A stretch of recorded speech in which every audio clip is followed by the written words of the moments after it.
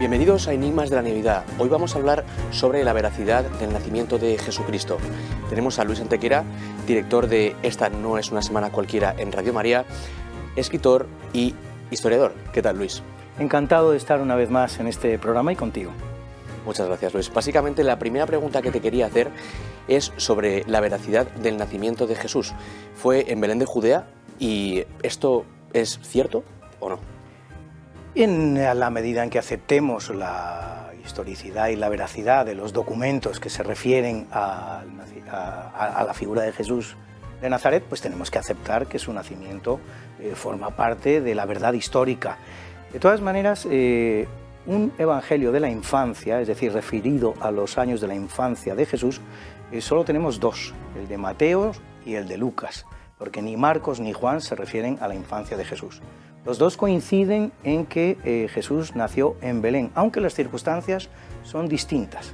Ojo, una de esas discrepancias que se producen entre evangelios que contribuyen a afirmar la veracidad de estos evangelios porque no están creados en un laboratorio, pues bien, según Lucas, la familia proviene de Nazaret, según Mateo, la familia ya está establecida en Belén. Pero en cualquiera de los dos casos el niño nace en Belén. En el caso de Mateo es muy fácil, pues están establecidos allí, punto. En el caso de Lucas, que hace un relato mucho más largo sobre lo que es el nacimiento de Jesús, hace el verdadero evangelio de la infancia, el más importante de todos.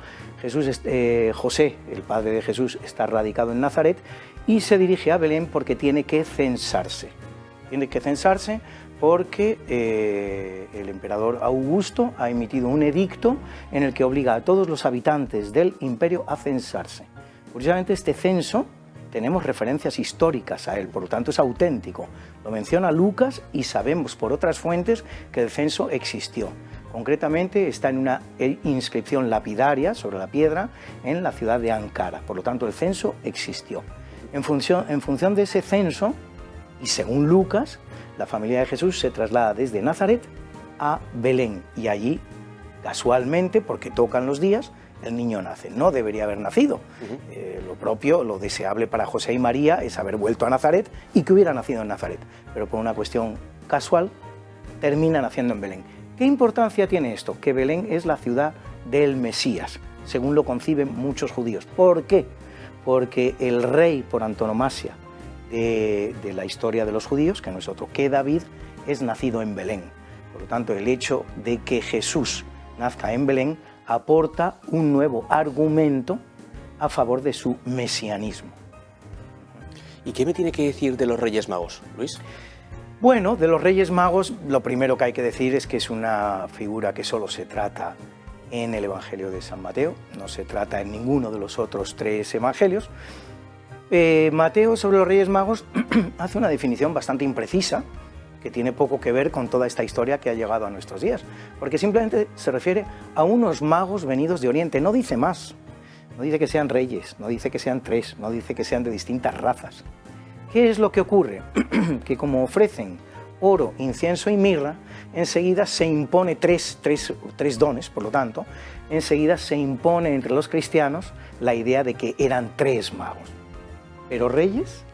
Pues reyes porque ya había mencionado Isaías, que es el profeta del Antiguo Testamento, que más se refiere a la venida del Mesías, ya había mencionado que estarían presentes los reyes en el nacimiento del Mesías.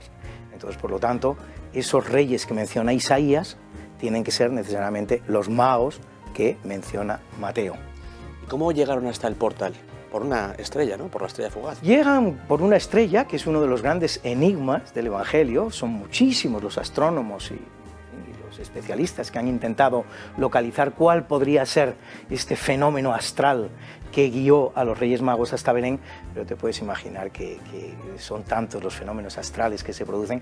Hay alguno que incluso habla del cometa de Halley, por ejemplo, pero es poco significativo lo que se pueda decir en este sentido. Desde luego Mateo sí menciona esa estrella. ¿Y hay evidencia real que hubiese algún testigo en ese momento, aparte de los Reyes Magos, la Virgen María, San José, de algún pastor que pueda o vio el nacimiento de Bueno, de la misma manera que los magos solo los menciona Mateo, como hemos dicho, los pastores solo los menciona Lucas. Y estamos una vez más en lo mismo, no hay testigos presenciales que hayan llegado a nuestros días para decir estaban ahí los pastores. No, es decir, lo que hay es este relato de Lucas. El tema de los pastores, sin embargo, sí aporta un dato importante, Miguel, que debemos tomar en consideración.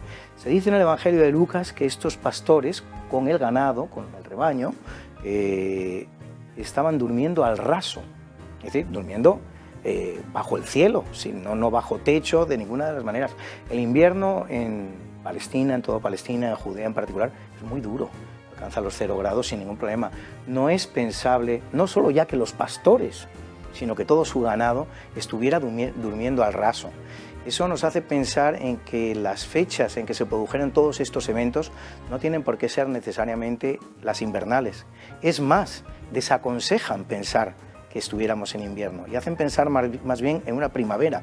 Además se da una circunstancia, cuando se produce en torno a Jerusalén, porque Belén está a muy poquitos kilómetros de Jerusalén, apenas 8 o 10 kilómetros, cuando en torno a Jerusalén se produce una concentración de ganado ovino, de ovejas en definitiva, es porque tiene lugar alguna de las fiestas importantes del judaísmo y concretamente la Pascua. La Pascua es en las fechas primaverales.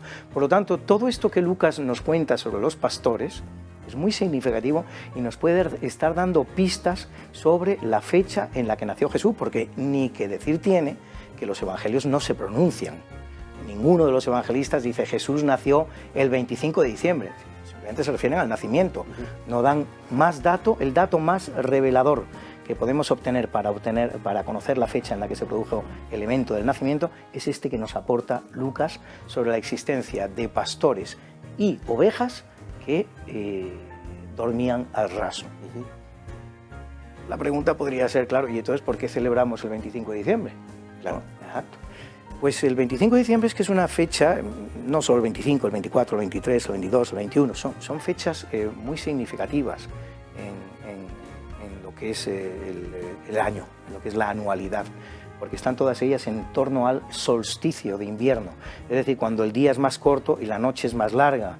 En una metáfora se puede decir que el sol nace ese día, porque el sol es el día en que es más chiquitito y de ahí hasta junio no hace más que crecer. Entonces es una fecha que ha aunado a muchísimas sensibilidades de tipo religioso. Se dice que los mitraístas decían que Mitra había nacido un 25 de diciembre, en el culto del sol que impone en el imperio el emperador Marco Aurelio, estas fechas del 21 al 25 de diciembre también son fechas muy importantes. No quiere decir que el cristianismo robara estas fechas a estas religiosidades, pero sí hay una cosa muy importante. Uno de los elementos, de los instrumentos de los que más se ha valido el cristianismo para su expansión universal, al día de hoy como la estamos viendo, es lo que se da en llamar el sincretismo. Es decir, convertir en cristianas festividades y lugares que ya tenían una especial relevancia religiosa antes de que llegara el cristianismo. Así que a nadie debe escandalizar que los cristianos se hayan valido de estas fechas del solsticio para colocar ahí el nacimiento del rey Sol. De la misma manera que nace el sol, pues nace el rey del sol. No hay nada de escandaloso en esto. Y desde luego lo que hay que aclarar es que el Evangelio no especifica de ninguna de las maneras la fecha en que nació Jesús. Ni el año, ni la parte del año, ni el día del año. Claro. Y cambiando un poco ya de tema, ¿por qué los Reyes Magos regalaron oro, incienso y mirra? Bueno, esto ha generado toda una literatura y toda una, digamos, una mística o una tradición, ¿no? El oro en cuanto a rey, el incienso en cuanto Dios, la mirra en cuanto hombre, lo cual sería pues aunar las tres naturalezas de Jesús en los dones que ofrecen los Reyes Magos a Jesús. Pero es que ya en el libro de Isaías se mencionan dos de estas ofrendas. Se menciona como parte de lo que es el relato mesiánico, que es el oro y el incienso. No se menciona la mirra, pero sí se menciona el oro y el incienso, así que no tiene nada de particular que efectivamente estos fueran los dones de los Reyes Magos. Los Magos de Oriente. Pues muchísimas gracias, Luis. Esto es todo en el programa de hoy y un placer tenerte aquí. Muchísimas gracias. Lo mismo digo.